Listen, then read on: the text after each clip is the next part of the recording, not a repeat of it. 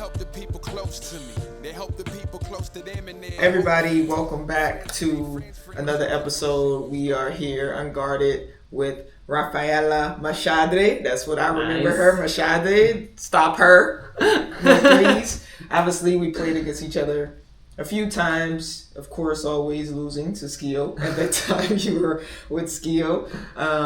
And so, of course, it's always like a thing when you're an athlete. Everyone assumes we know each other just because we played 1-2 years against one another, but you never really know the human.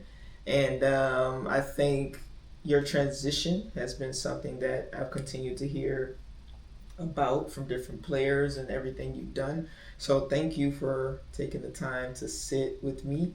I'll make sure I talk slow so we go a little English, a little Italian, but we'll jump right into it.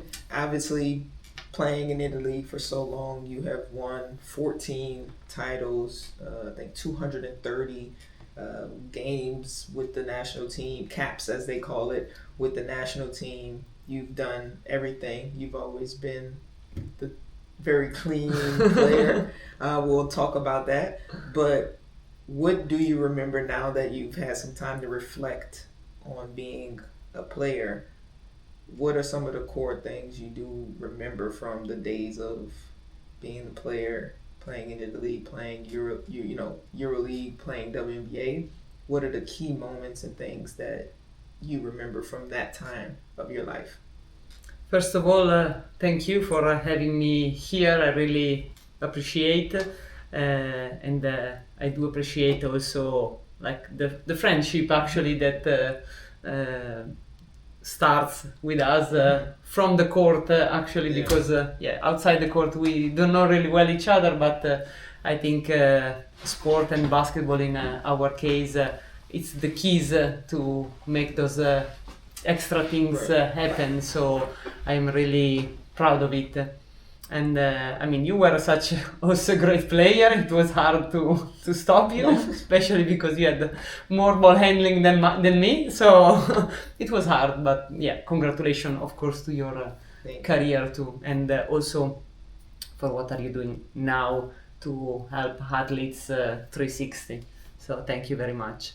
Regarding your question, I mean, key moments probably were for sure the beginning, not the very beginning, but like probably the moment when I realized what sport and basketball could be for my life, could have been for my life, because I always played sport. My parents really pushed me to play sports. At the beginning, I played track and field, that I really love. But then once my dad, since he was a basketball player, and also for my high, he suggested me, okay, let's start to play basketball. And so I was not really convinced at the beginning because it was hard. I mean, dribbling, shoot, make basket. So, but then I don't know why.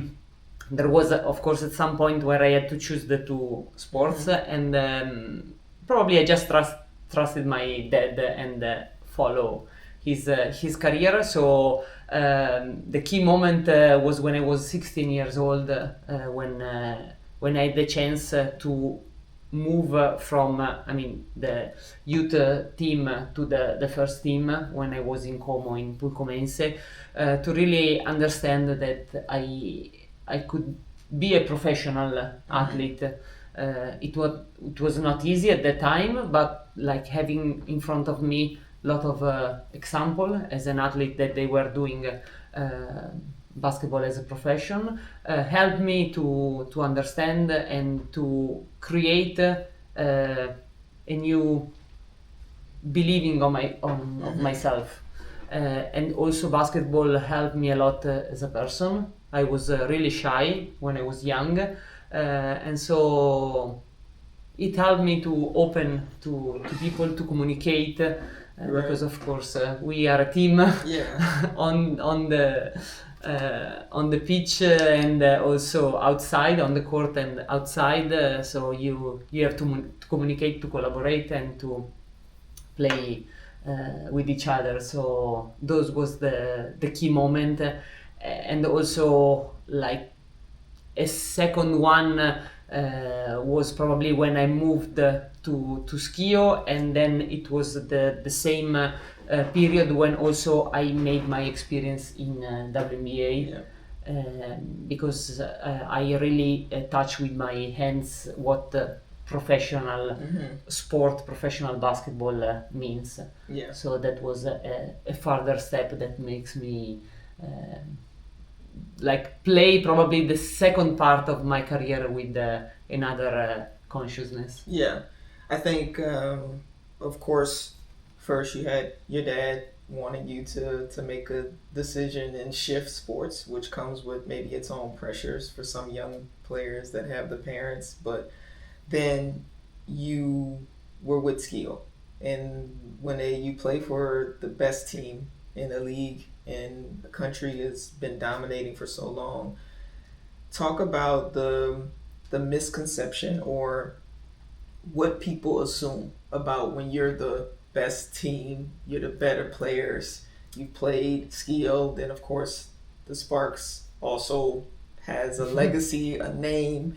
Now you're working for Juve, who has a legacy, a name, and majority of people, when you look at the individuals that get to play for your Schios, oh, you're in the Fenerbahces, or oh, you're in the best teams, it's like you have everything. Like, you get it all. You're the best, you're lucky. But no one ever talks about how hard is it to have to be in those high competitive spaces when you have to win. You have to compete. You have to get the job done. How does that feel, and what do you remember regarding being in that type of environment, because you were supposed to win? Like, you don't lose. And I think being with Schio, again, LA Sparks, and then of course now you're with Juve, all of those names come with a lot of, legacy and history. Talk about how does it feel to have to be someone in that organization with the pressure to do what you're brought there to do. Actually, one sentence just come to my mind, like pressure is a privilege, and we know how great players always says. You understand first, and then you have to accept how to live with the pressure. That probably most of people associate the word pressure with something negative, but it's not like that. Probably at the very first impact it could be negative because you feel a lot of pressure, probably a lot of anxious on you, but then you just understand to live with it, and you have to be able to change and to transform pressure into something positive for you. So like all the encouragement, like you see, yes, there is pressure, but you are in one of the top level in Italy, in Europe. You everything as a team outside besides you. So like from coaching staff, physio, medical, you have the best one as possible, and also you have the chance to play in great arenas. When for my first time I put my foot in at the Staples Center New York, everywhere. So I would say, I like this pressure. That's a Thanks good God that you gave me this pressure. That's a good of pressure course to have for sure. So definitely. Madison Square Garden. I have pelle d'oca. I don't remember the goosebumps. Now that I'm still talking, so it's hard. Of course, not all the days are fine, are easy, but there are really roller coaster. You just have to go through it, and day by day, season by season, you understand what you can do better or not. You learn from your mistakes, and so you can stay at your at the high level that they ask to you. It's very important, like also people who surround you, as I said, coaching staff, club staff, physio, but also I would say most important are friends or family that see you off the court. And one of my biggest goal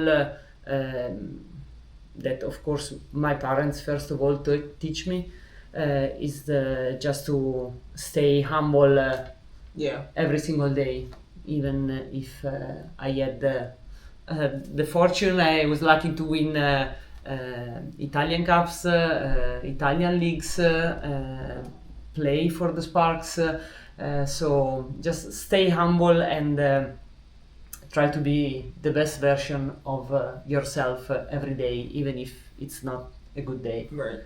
And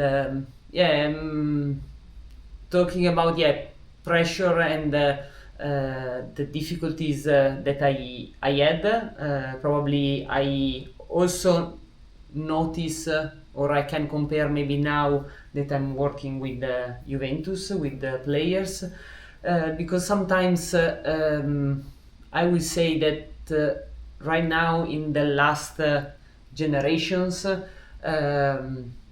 probably athletes now, they have almost everything.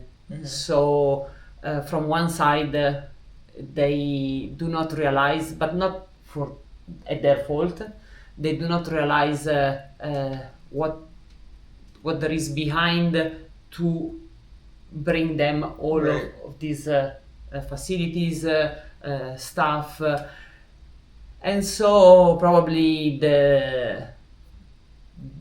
they are more afraid about pressure. Yeah.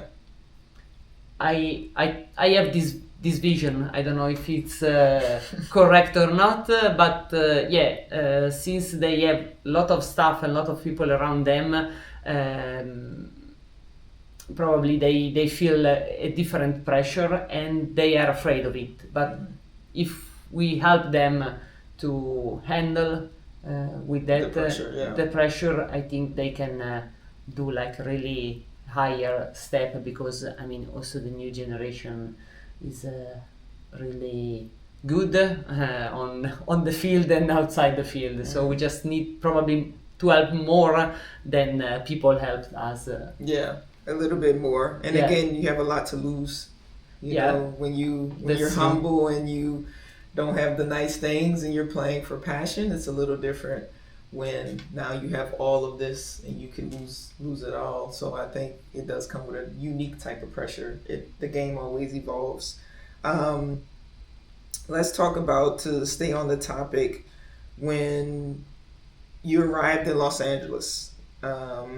Like me in Italy, I was the import, but now you were the import. Italy is home, you were the main name, everyone knows you, and now you go to Los Angeles and you're the import and you have that experience. Talk a little bit about what changed for you going outside of your own home country in your comfort zone and now having to go to America. Of course, the stadiums and everything changes, but now you're put in that position of the import player. Do you think that experience helped you a little bit more of understanding how the transition was for the imports that came to Italy and played on your teams? What were some of the things you learned culturally as a woman when you had to go and play in America compared to, you know, staying and being one of the local key success players? I mean, of course, going to LA was a great challenge at the beginning, a big challenge at the beginning. Probably I was lucky because I didn't have the time to think too much on it. And so I just finished the season in Italy, and like after 1 day, 2 day, I flew to US, and so I did not have the time to realize what was expecting to me probably. But yeah, as you said, I mean, for sure that experience helped me to understand what could be the import player feeling when you guys came to Italy or you travel the world, because yeah, you are shifted in one completely different world, culture. You don't know anyone. So when I moved there first, I was just by myself. Going to LA, being an import player, the difference between, of course, in my career, a lot of the time I was an import over 15 years in different countries. But you had that same experience now going to LA. You say being humble, of course, you were isolated, but obviously there's things that change. What's something through your experience that you didn't know before you went to LA that now you felt was a big learning lesson, specifically when you went to LA and played for the Sparks? Yeah, for sure there are a lot of things, not one thing specific. One of the suggestion that I can give, of course, is to be able to stay open on opportunities and also on people you meet there. I mean, when you arrive in a new country, and also be be ready and also stay open to a change, because like life that you have lived till that moment probably was completely different on the what you will find.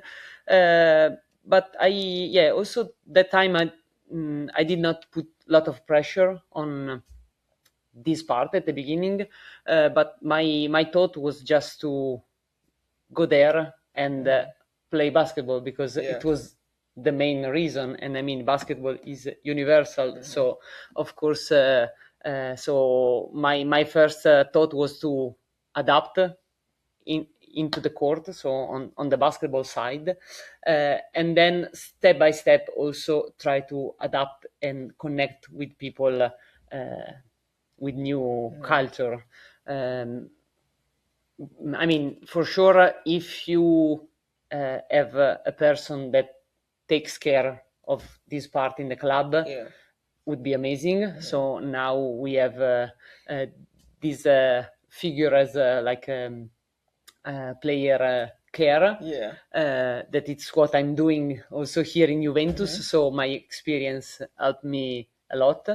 But yeah, when I came to LA, there was no a specific player care. So of course you are surrounded by people who show you your house, car, like a little bit the transition, or like style to drive, and then it's up to you. When you close the door, it's just you. And I think it happened to you the same. I mean, probably I was lucky because I mean I came into a big city.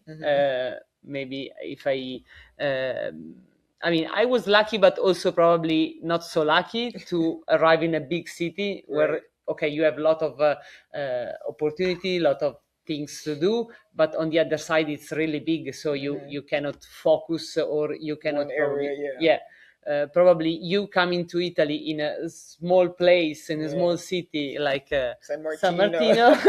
I mean, you just go right and left and you have everything. One cafe, one restaurant. You don't have like a freeway with 6 lanes, and that first of all I was like, oh wow. And now it's crazy. So yeah, but also my teammate helped me a lot. I was lucky to play first of all with Lisa Leslie. She was playing in Italy too, in Europe. She had the experience in Sicily. So she just gave me the 2-3 most important tips that I have to follow. And yeah, the big challenge at the beginning, at the very beginning, is the language, of course, because even if also I studied English at school, it was not the same as Right. being there and talk with people. So yeah, probably at the beginning I was really shy, just say hi, yes or no. Yes. But then you get confident, and then Yeah. I mean, I still speak now with people who is there, who is living there, and I mean, then you, when you are uh, on the pitch, uh, you are a team, so you clean everything else. You forgot where you're from, which It's a are universal language. yeah, Playing your sport yeah, is a universal language. You don't have to say much because now you're playing something that has its own yeah. language and own communication channel. Um, what does your day look like now? Walk me through what your life looks like now. Knows now you're on a different side of the game. Yeah. And so, what does your day, a typical week, look like for you now that you're working with Juve women football? Pretty much, it's almost like an athlete for some reason, because Yeah. I have all the weekends Yeah. not off but full of Yeah. games. On the other side, of course, during the day, I will not go to the training center just for a few hours, but I stay all day long. So usually I go at the training center at 9 and 9:30 a.m. Then also, of course, depends on the time trainings. And I used to stay there till 6 p.m. if I'm lucky. And yeah, I do half and half, like office work and then on the pitch work. On the pitch, I just go to see the training, to see, yeah, in the gym or on the pitch, because like being a team manager means also one of the biggest part of this job is to try to get in touch and to be empathic with the players. So you can see a player, you can know a player off the court, but like having been an athlete, I really believe that looking an athlete into the pitch tells you a lot. Yeah. And also because I am the bridge also from players to the club, players to the coaching staff to the club. So I really have to see the connections, the relationships that creates Right. into the pitch. And then usually I have all the afternoon at the office, because of course I need to prepare trips, I need to look for hotel, I need to speak with the club, I need to interact with the creator lab, with the media, with also the federation, with the referee. So I really have I really am the point of reference For of everything. of the team. So and I think this mix, it's the part that I like the most, because I really love to organize stuff. I was a precise and also organized person by myself, and so I really like. But then on the other side, I really love to stay in contact with Right. athletes, see them practice, train, perform, and try to give them advice, and be also an example for them, because I also lived their life. experience. Yeah, you've been there Before. plenty of times. Yeah, definitely. Now that you're working on both sides, you've obviously played basketball, you're working in football. As a player, you saw one side, and now you're on the other side with the organization and the federations, and seeing what it takes to actually make this a reality. What are some things that, as a player, you probably resented about maybe the club, the owners, federation, and now you see the reality of, okay, I didn't understand that when I was a player. Now I understand it's a difficult situation. Are there some things that you think players don't know that they maybe complain about, etc., that now, being that you're more involved with the organization side and the business side of the sport, that you feel like, okay, now you have a new understanding of why some things just don't fit what the player wants versus what the club, the team, the federation might want? Yeah, probably when you are an athlete, you think that everything you gain is really easy. So it's just one click and you have everything. So being on the other side now makes me understand what hard for the club is to create a staff, a coaching staff, a physio staff, also to create the good environment for the athletes. And one thing that probably I regret to athletes is that sometimes they do not put. I mean, they have to put more faith in what the club, the manager do, because even if sometimes it does not look like, the managers always do things for the best of the athlete and their life. They are performing. So this is a crucial point that probably when you are an athlete you did not realize immediately because I mean, there are a lot of things you have to think about, but you don't know the dynamics, you don't know the relationships, you don't know maybe the situation that like a club is facing, also on the economic side, on the financial side. And I mean, probably for Juventus players, it's harder to understand because, I mean, Juventus is a really big reality. So, like to get the things done in a proper way, you need to face and collaborate, and you sit on a table with a lot of people. Yeah. So also compromises are on the daily basis, and sometimes athletes do not understand that you have to sometimes do and make compromises to reach also the highest level at the organizational side. Yeah. Have you had an experience? I know you've experienced a player that, spoke out against some things that happen at a federation, etc. Being that obviously you were moving into, you're managing with Juve, obviously you're in the FIBA commission, you're dealing with the Italian Federation as well. When you have a player that is standing up for something they really believe in against the federation, um, what do you think is usually the reality of this situation? Do you think usually the system is always going to win, and that athlete, if isolated alone, will usually lose? Or do you think when players want to make a stand for something they believe in, it's important that they really strategically make small steps and have a plan?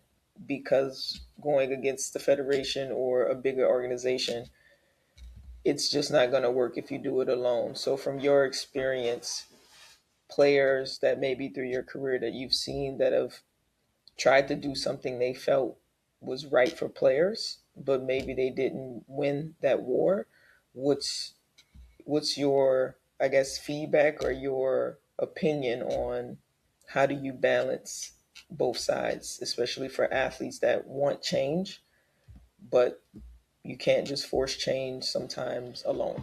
Yeah, we talk about compromises, and I think this word also should be taken in a positive way and not negative, because if it's not that if I have a compromise with you, it's because I'm losing. I had experiences with players, and also it happened to me too a few times. Um, that I had a different interpretation or a different idea of a club, of, I don't know, the president or another institution. And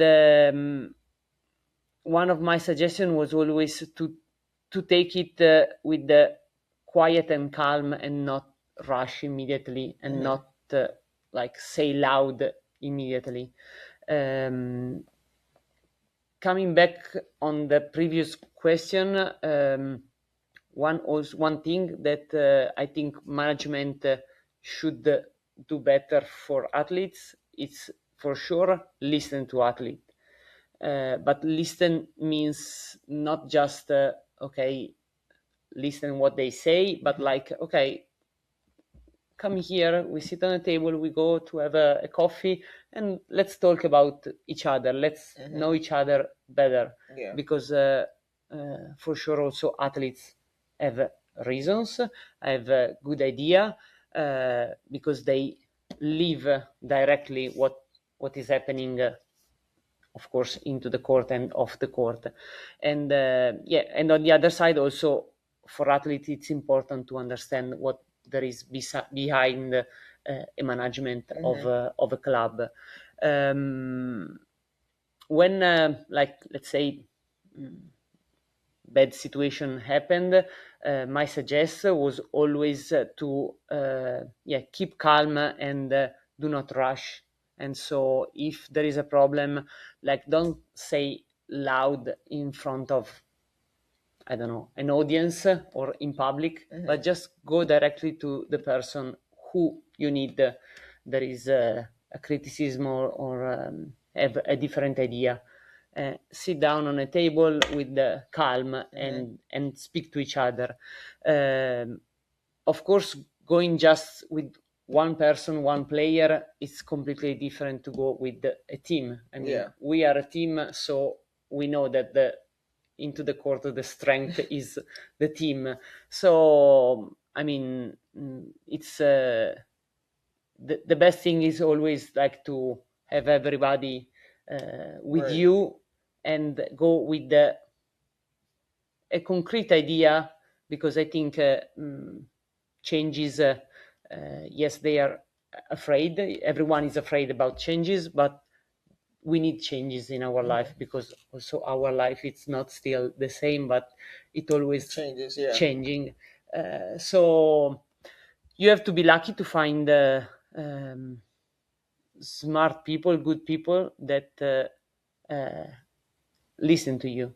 So listening, I think, besides also speaking, it's one of the biggest value in these days, because probably people is not listening anymore. But like to create, I really believe that to create a performing environment, there should be a leader, a leadership group, who first of all listen to people who is sit for sure, with you guys. And sometimes I think, like the WNBA, it's a mix of strategic loudness. But the WNBA, they were more strategically using the media to make a point and to reach their goal, and they reached that goal.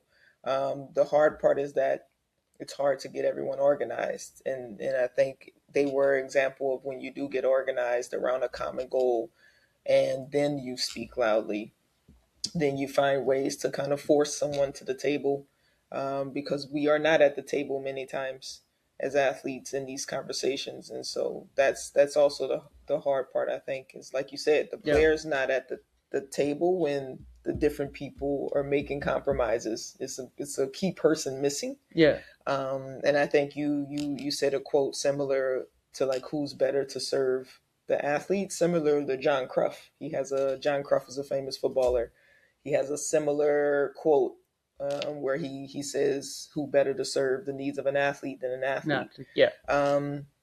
Because there's that element of, we've been through the same journey, different places, but similar struggles and journeys. So I think it's something where bringing more players to the table is a good solution. A Yeah, very good also, solution. of course, there are representation of the athletes, and yeah, one of the thing I believe the most, and it's what also I try to do in my post career or transitioning career, is that an athlete like should sit on the important tables, because they give their opinion, their direct opinion on what is on the field and off the field, and also be a concrete but also a true voice of the athlete. Because like if you have a former athlete or an athlete, professional athlete, as we are saying now, on a table, on a big discussion, for sure it brings to the table like a really good value, for sure. When again, I think you know Julie Yep. Boyda is my business partner in Wevolve. Early on in our journey of building Wevolve, we reached out to the FIBA Commission. And as we looked at the FIBA Commission, we did realize a lot of them they had huge successes in their career. Again, in basketball, in their own right, male, women, etc. Many of them were now in leadership positions. So the question more so is, do you think there's also a gap in that the leaders that are getting at the table only have a perspective of still the 1%, whereas FIBA has a large group of different level athletes and basketball players, but yet the ones that are at the table only represent still only small percentage of the reality of what's really going on with the other 99%. So, again, it can be a commission of EuroLeague level players, but FIBA is not only EuroLeague level players. Yeah, of There's course. challenges that the second league player goes through. There's challenges that the imports players go through. And so I guess, do you think this report card on the system is only being calculated by the ones that the system like actually probably gave the best to? Or do you think it's changing that different levels of players are being able to come to build that community to work alongside everyone who's building the rules and regulations? Or is that just a reality that really isn't true? It's half and half. Yeah. I would say that this process is evolving, and we are reaching a good step. Also, if we talk about gender equality, for example, in the main board now, it's 30% more than it was like 10 years ago. But still, of course, it's not sufficient. So from the athlete's perspective, I would say that you don't have to wait that someone knock at your door to ask you to join, but also you have to sometimes be active and go to their door and knock. Right. Because on the table it should be sitting really like a large percentage of every group: athlete, managers, board members, EuroLeague board management, because it's still a teamwork. So it's not just one idea that it's 100% correct, but it's a piece of all the ideas that should be give you the best performance. I don't know if probably our world is not ready yet to open doors at athletes or people who had experience, but step by step we are getting higher, and it's also what happened to me.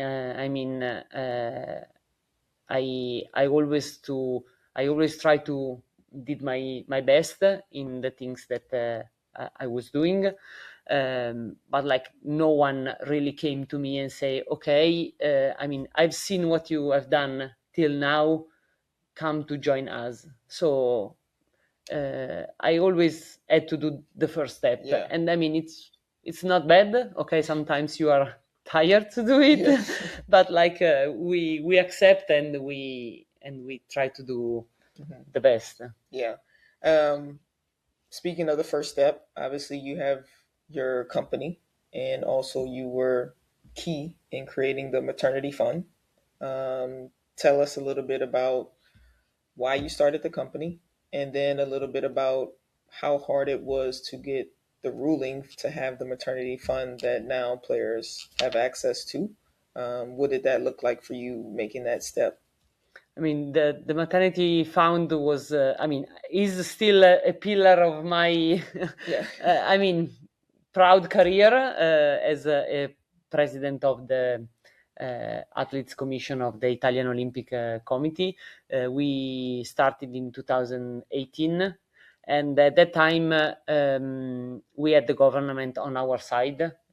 Of course, we had a lot of meetings with them to make them understand and to help them create the base, and like we did a really good job because that was the first step for each club, each society, each federation to really understand that maternity fund was a pillar point for each of them, because I mean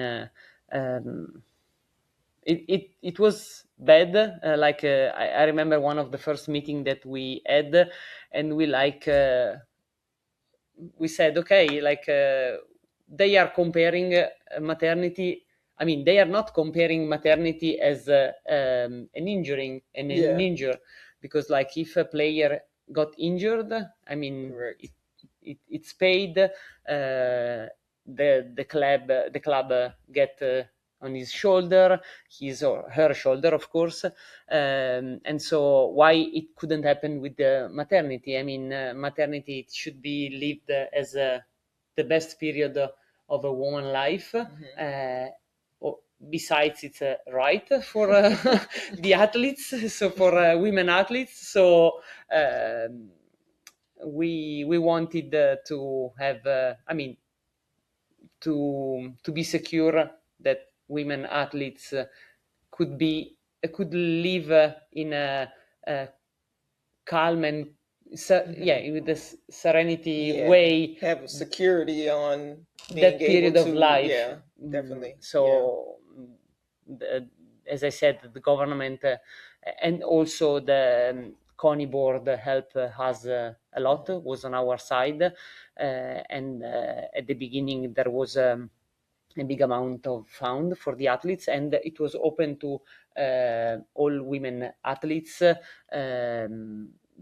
of course, they played a sport in a high level, but I mean, there was no discrimination because, of course, it was not just Olympians, but it was right now as the professional are.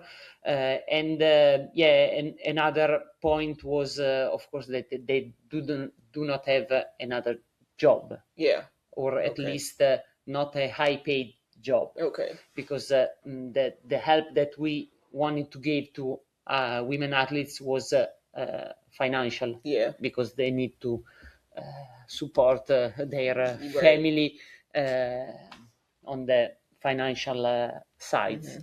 So I could say that I was really proud of that point, because it was really the first step of what we are looking now, that every club has the maternity fund. No, that makes perfect sense. And I think with FIFA, I would say the FIFA Pro and everything is totally different. Then we don't really have anything. I mean, we have Uni Global, we have EU Athletes, which is another one, but is not as strong as you FIFA Pro, which again, when you go into a football locker room, you have more than just 10 to 11 Yeah. women. You Yeah. have 20, Yeah. and they all come from all parts of the world. So now you're trying to deal with a large majority of imports.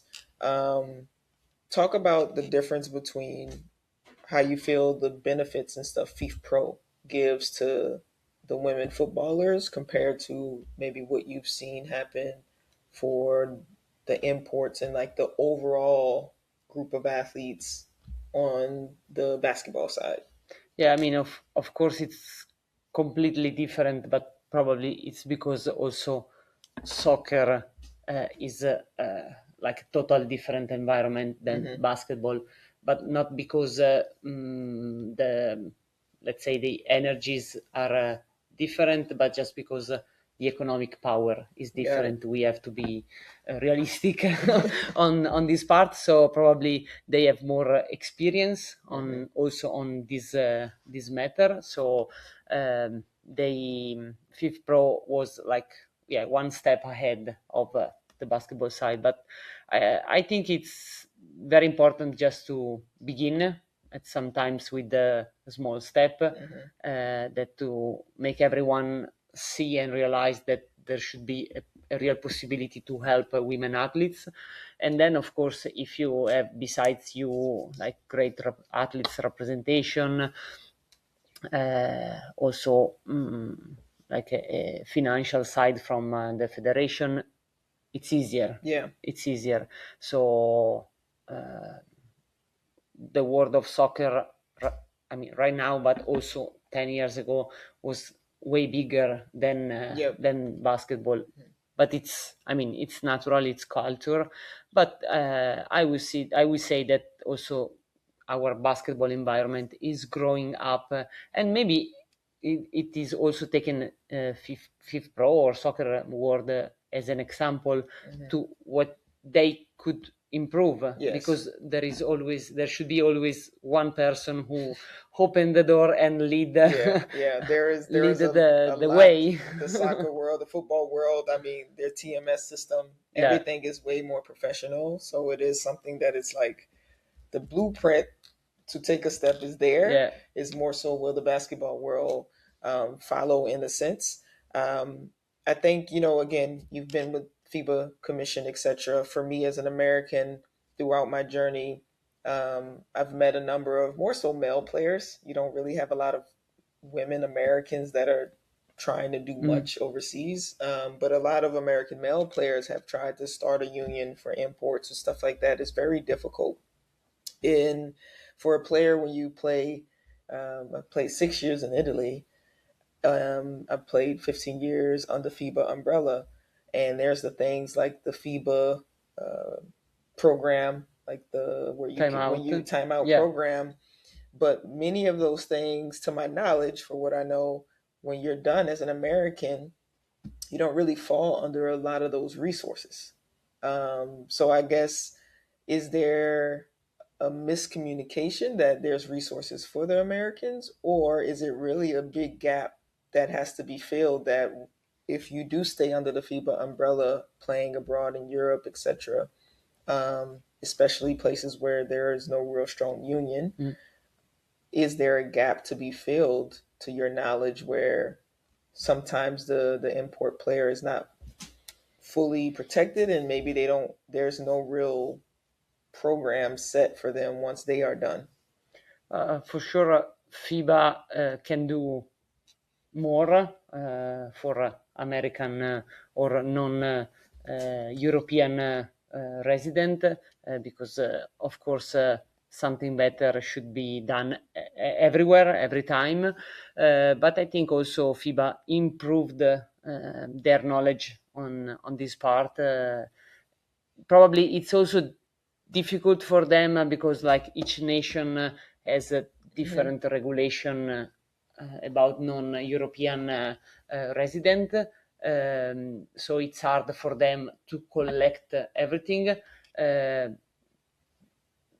Next step should be like that. Yeah, of course, FIBA will try to do like one unique or like one base regulament that helps every nation to stay still and to help non-European athletes to be to do not feel alone, but to feel like be part of a family.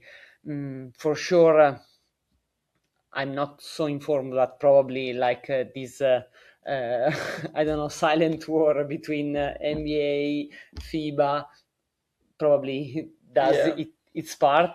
But like now, if there is this new opportunity of NBA Europe League, probably it could be like one of the first compromises between the two systems. So I mean, there's the NIL as well.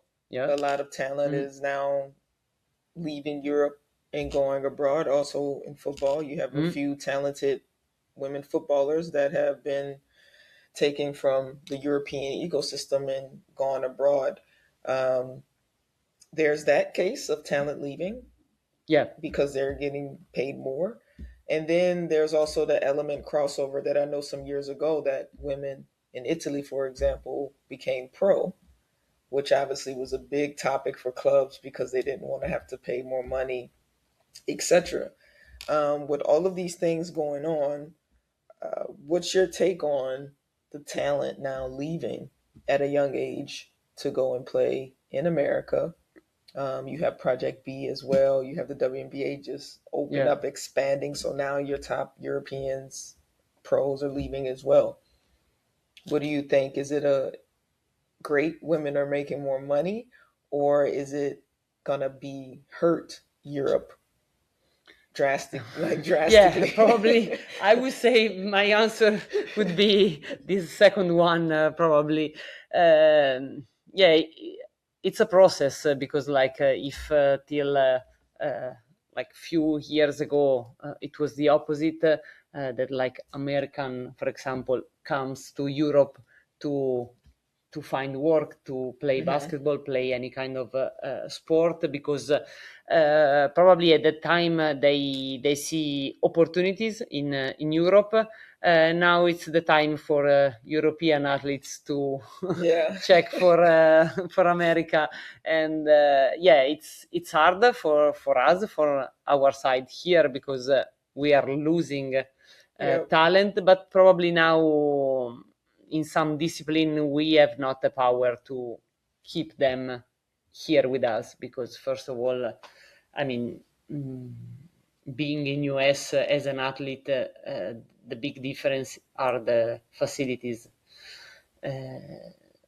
Here in Juventus, we are really lucky because we have one of the best facilities in Italy, but also in Europe. But like in basketball, for example, like you cannot find in Italy, even, I mean, probably just in men's first team, you can find facilities as you find in US.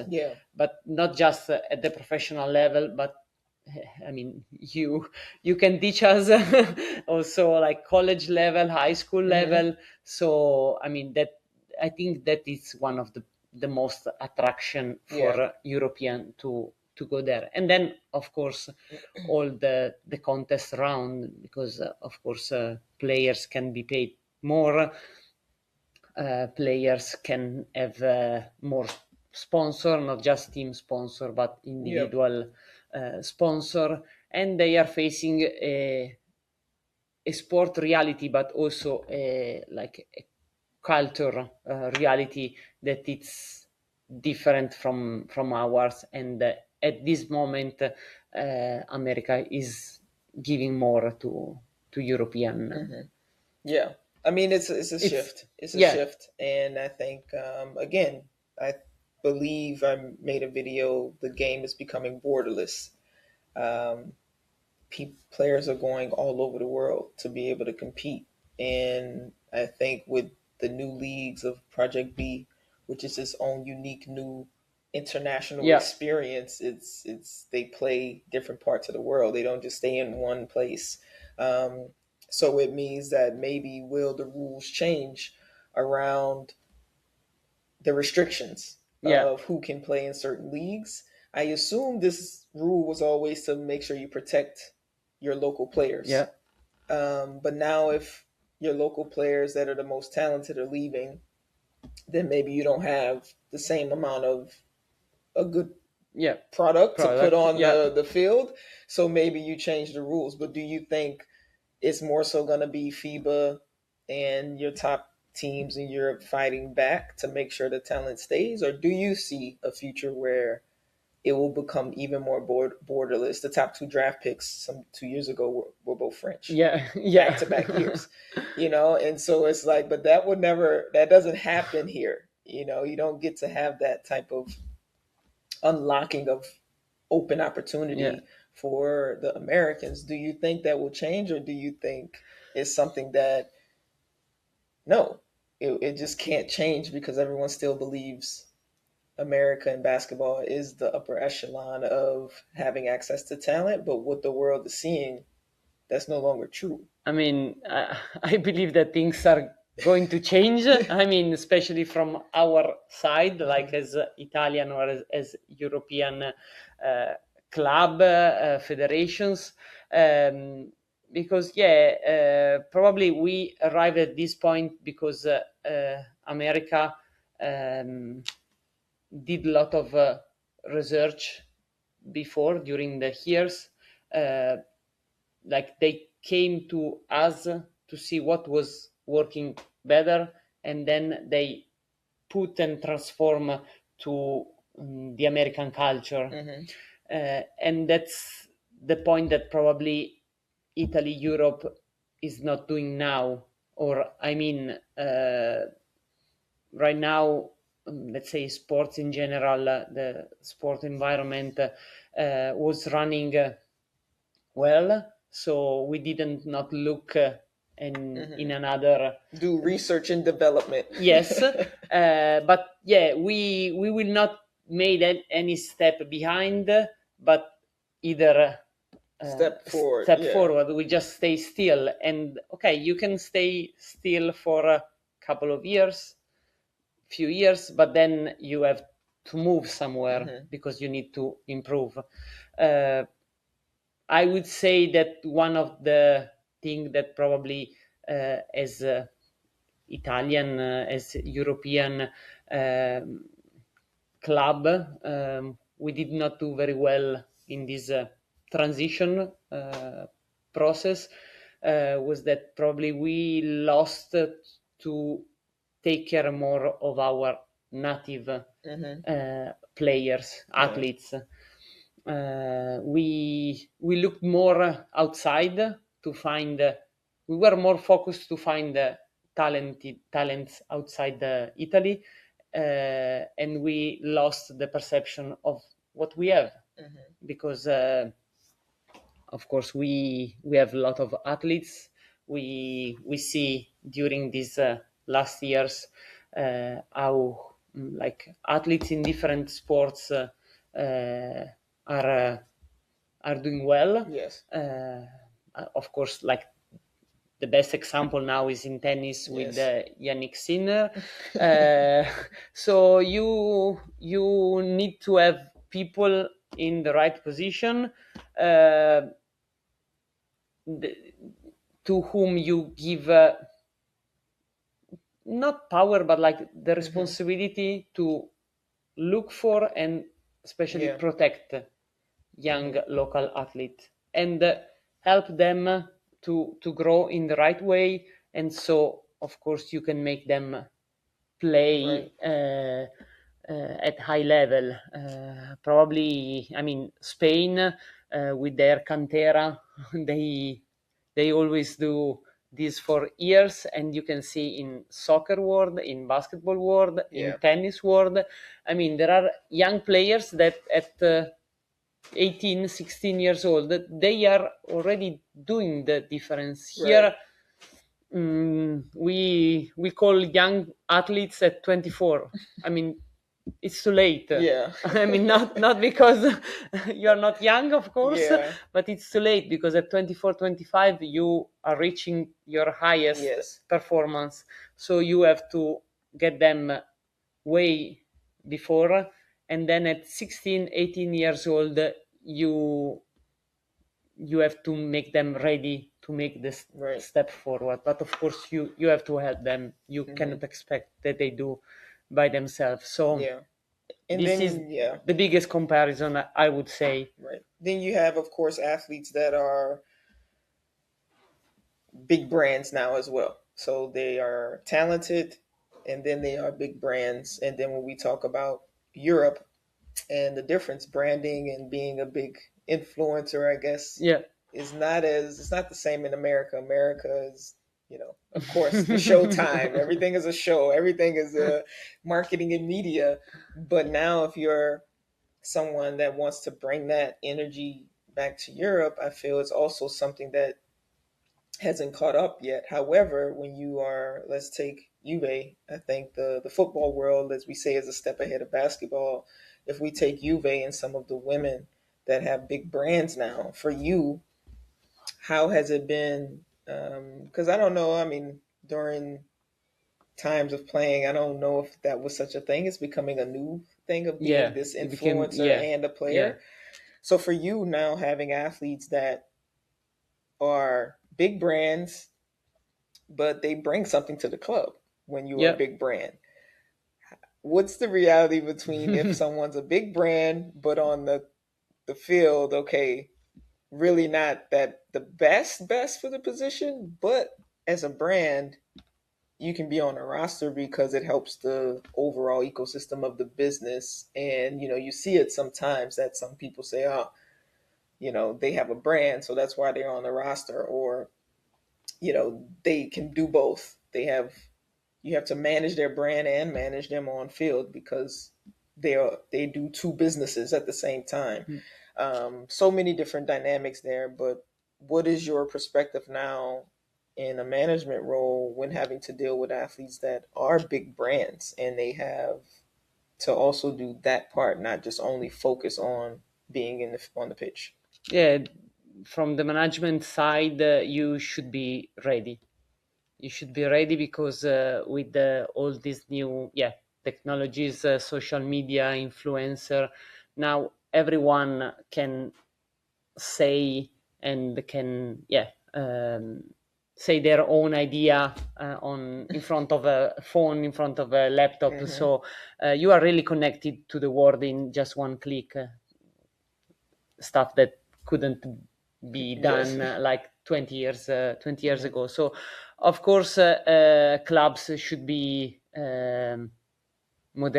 should modernize this part, and I think it's a mix of those things, because a club maybe could need a player that it's a brand also to help the brand itself to grow up. But you need to be ready, because you have to be aware that besides a player, a brand is coming. I mean, we saw in these last years with a few players that they have big names and came to Juventus, and so you need to be ready. I mean, here in Juventus, the management is aware. Media side and the press side are aware and are with us, so it's easier. But then on the daily basis, you have also to create the good atmosphere for this person, this player, into the pitch, to make herself like be fine and be okay with the engagement, be engaged also with your brand. It's a mixture of brand that goes together, but they have to go to the same direction and not go to both. against each other. So that's probably one of the steps that should be done better by our side, and also on the other side, athletes brand should be a little bit patient that this process go through. Correct. We talked a lot about just you playing. Of course, now you've transitioned, but there was the gap between how you transitioned, and for you, you play your last game. I know you went to get your master's, and you continued playing, correct? While you got your master's in Newcastle. Yeah. Correct. Talk about how did it feel when you officially were done? Did you already have something lined up? You knew exactly where you were going to go next? Did you have a job? Or was there a period of you transitioning from no longer playing and kind of not being sure what you were going to do next? Or was the transition for you very easy? It was very easy because I prepared it. Mm-hmm. So I had the chance as soon as I finished to play basketball to become the team manager of Famila Basket. Mm-hmm. And of course I will thank the club every day for this opportunity, because it's not granted. Yes. It's not granted, even because that type of role was new, so it was not famous as now. So also the club and I had to discover what to do, the new role. So it was easy because I had immediately another job, but on the other side it was a new discovery day by day, because there were also some people who were doing pretty much the same job, so it was hard to tell them, okay, from tomorrow I will do your job. So you need also to be lucky to find a collaborative person, and also and this is, I think it's one of the part that I miss the most. One of my dream was always to stay on the side, a person, a manager who make you grow, and who teach you what to do on how you have to do that part.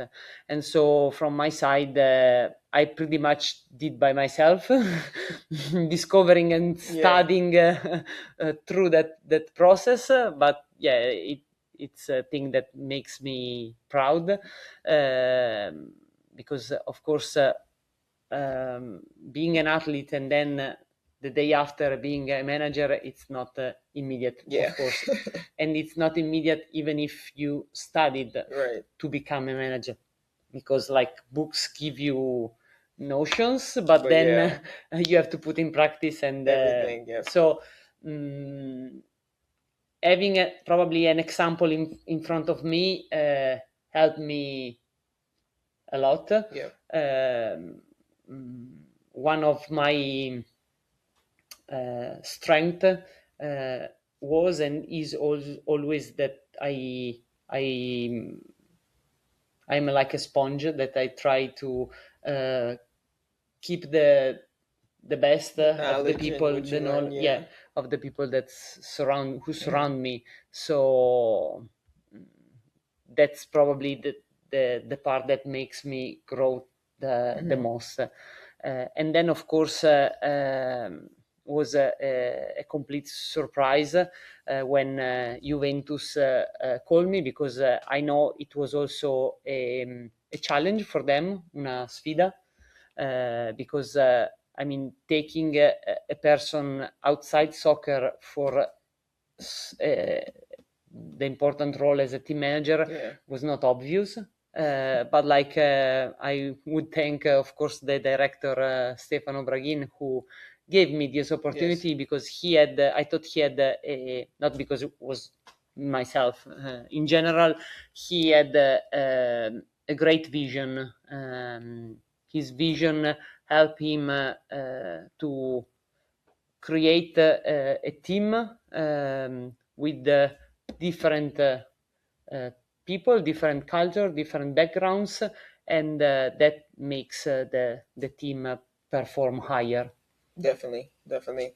I mean, the transition, of course, learning as you go, all of those things are key. And then obviously you are in this position, but then there's a step next for you in your future. Um, with the transition, what are some of the biggest things you think a player needs to know to be able to find their way to get these opportunities? I know a lot of players in many podcasts, everyone talks about playing, players come with these tangible skills and all of these things, but at the end of the day, it is still a competitive world and you still have a job to do. No matter if you were great and Yeah. you've done all these things and you've played or won championships, you still have to be able to do the job. What's something you would tell athletes that maybe have been the EuroLeague, WNBA, and they feel, okay, when I'm done, I'll find a job because of the name? What's the reality behind, yeah, you won championships, but the reality behind there's a job to be done and you Yeah. don't just get it easy.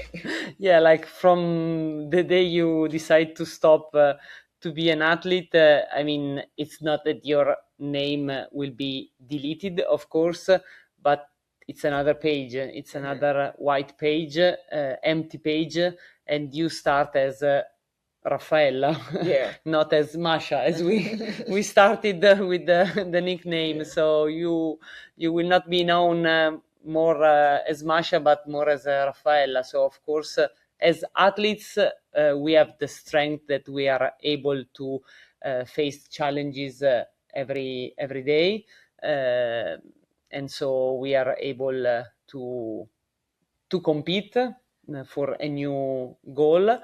So that's a big strength. On the other side, an athlete that stop his or her career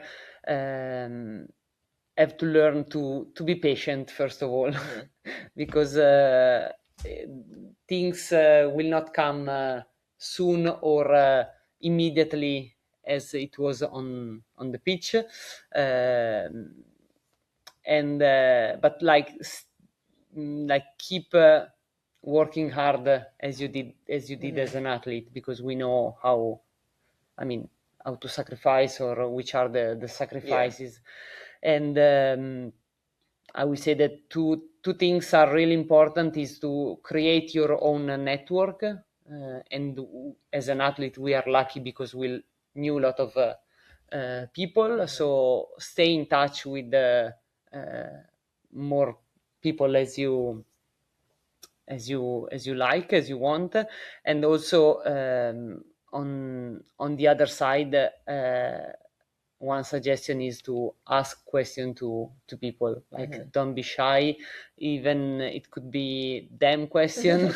Just ask, because Yeah. if you open, but also like if you ask a person like manager how to do your job, what's your life, Yeah. it open your mind and makes you understand which is your way, because maybe at the very end of your career you have not clear if you want to go right or left. Correct. Maybe at the beginning you can go both ways, but then you have to take a Yeah. you have to take away. So yeah, be demanding on yourself, but also be open to other people. For sure. To close it out, you obviously have played, you were able to transition into management roles. Of course, someone had to, obviously give that role. And then there's the side of advocacy and player well-being that you are fighting for, continuously being a part of players commission, etc. What's the some key advices that you would give to athletes who obviously you work in these spaces, but also you're kind of pushing up against those spaces, which is very hard sometimes to balance because you want to be on the player side and push for change, but then you also work with the organization. What's your advice on how you actually try to find the balance to be able to make progress for the players while also being in the machine, as I say. Yeah. How do what's the best advice to all of us that are on that side of like pay transparency, more equality, wanting things better for players in general? Because for me, I think there are male players that go through some similar things, internationally and globally, just as women. Both fights are equally as important, even though women have a Yeah. longer gap. But the key thing here is, what's your advice to athletes who are pushing for change, but also you have to balance the reality that there's a legacy old age system that's been going for years, and that's a hard thing to push against.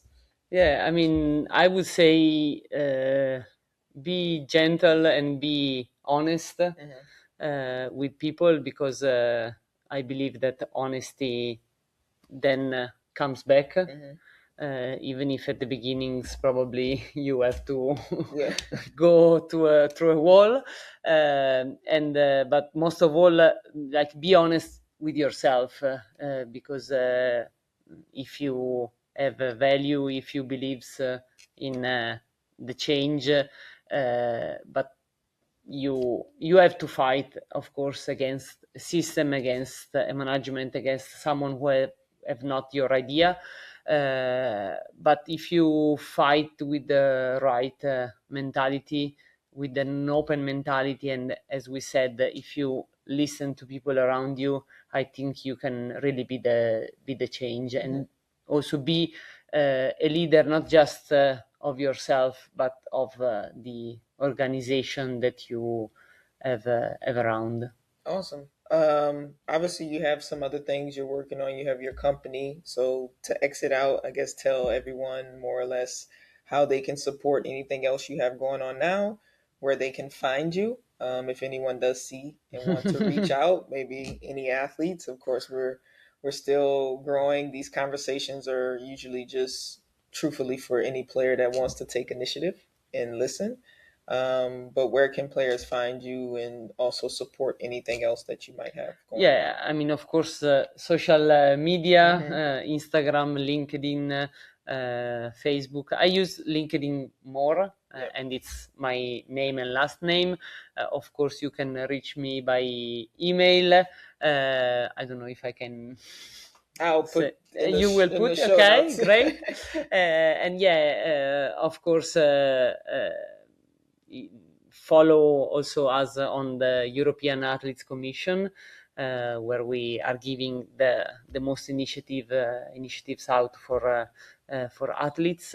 And yeah, thanks again for having me with you. And never know, I hope Yeah. to get back to the States Yes, soon. yes. I'm sure you will. It's just things are really going global. Yeah. So much is happening, and so having a lot of athlete ambassadors, I think, is going to be really important. But also, it's a beautiful opportunity with everything going in the world. Sport can always find its way to bring people together.